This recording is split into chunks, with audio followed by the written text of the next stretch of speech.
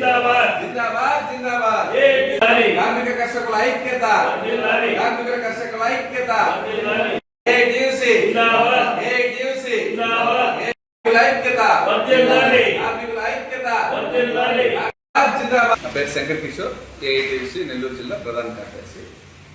ఈ రోజున ముఖ్యంగా AITUC all Indian trade union of Congress 21న ఇది స్థాపించబడింది.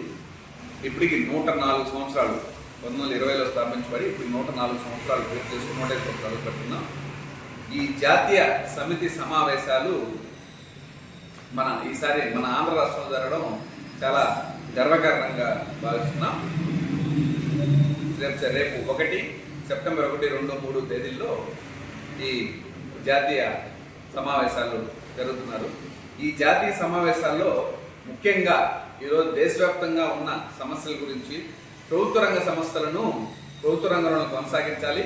ముఖ్యంగా మన ఆంధ్రప్రదేశ్లో ఉన్నటువంటి స్టీల్ ప్లాంట్ను గవర్నమెంటే రన్ చేయాలి, దీనిని ప్రైవేట్ పరం చేయకూడదు, అదానికి అంబానీలకి అమ్మకూడదని గతంలో ఇప్పుడు పరిపాలిస్తున్న బట్టి రాష్ట్ర ముఖ్యమంత్రి చంద్రబాబు నాయుడు గారు కానివ్వండి, డిప్యూటీ సీఎం పవన్ కళ్యాణ్ గారు కానివ్వండి, ఈ స్టీల్ ప్లాంట్ని మేము ప్రైవేట్ పరం కానేము, మేము గవర్నమెంట్లోనే కొనసాగిస్తామని కూడా వాళ్ళు పలుమార్లు అధికారంలో రాకముందు చెప్పిన సందర్భాలు ఉన్నాయి. వాళ్ళు దాన్ని నెరవేర్చుకోవాలి. దీన్ని మేము ఆల్ ఇండియా సంస్థ కూడా గుర్తించి ఆల్ ఇండియా సమావేశాల్లో దీన్ని చేర్చడం జరిగింది. అలాగే కార్మికులకి కనీస వేతనం 26,000 రూపాయల కనీస వేతనం, ఇది ప్రభుత్వం మనకి ఇచ్చిన హక్కు. కార్మికులకి ఈ రోజున చూస్తుంటే మనం ఎక్కడా కూడా 26,000 జీతం ఇచ్చే పరిస్థితులు లేవు. కాబట్టి ఈ డిమాండ్ కూడా మేము జాతీయ సమావేశాల్లో పెట్టి కేంద్రానికి కూడా విన్నవించడానికి కూడా మేము ప్రయత్నం చేస్తున్నాము. కనీస వేతనం 26,000 లేకుండా ఈ రోజు మనిషి ఒక కుటుంబం జరిగే పరిస్థితి లేదు. కాబట్టి 26,000 కనీస వేతనం. స్కీమ్ వర్కర్లని ప్రభుత్వ ఉద్యోగులుగా గుర్తించాలి. వాళ్ళ చేత వెట్టి చాకరీ 12 గంటలు, 14 గంటలు, 16 గంటలు పనిచేయించుకుంటారు. స్కీమ్ వర్కర్లు చేత వాళ్ళని కనీసం 10,000, 11,000, 10,500 కటింగ్లు బాను 9,500, 10,000 ఈ విధంగా ఇస్తున్న పరిస్థితి.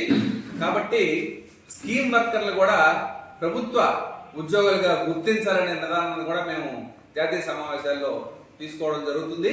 అలాగే కాంట్రాక్ట్ వ్యవస్థను పూర్తిగా రద్దు చేయాలని, ఈ కాంట్రాక్ట్ వ్యవస్థ వల్ల శ్రమ దోపిడీ జరిగి డబ్బులేమో ప్రభుత్వం నుంచి వాళ్ళు తీసుకొని ఉద్యోగులకు ఇవ్వకుండా దేశవ్యాప్తంగా కొన్ని కోట్ల మంది రోడ్డును పడి వాళ్ళు ధర్నాలు, రాస్తారోకోలు చేయాల్సిన పరిస్థితి ఉంది. కాబట్టి కాంట్రాక్ట్ వ్యవస్థ ఆదాయం లేకుండా వాళ్ళు ఎవరూ చేయరు.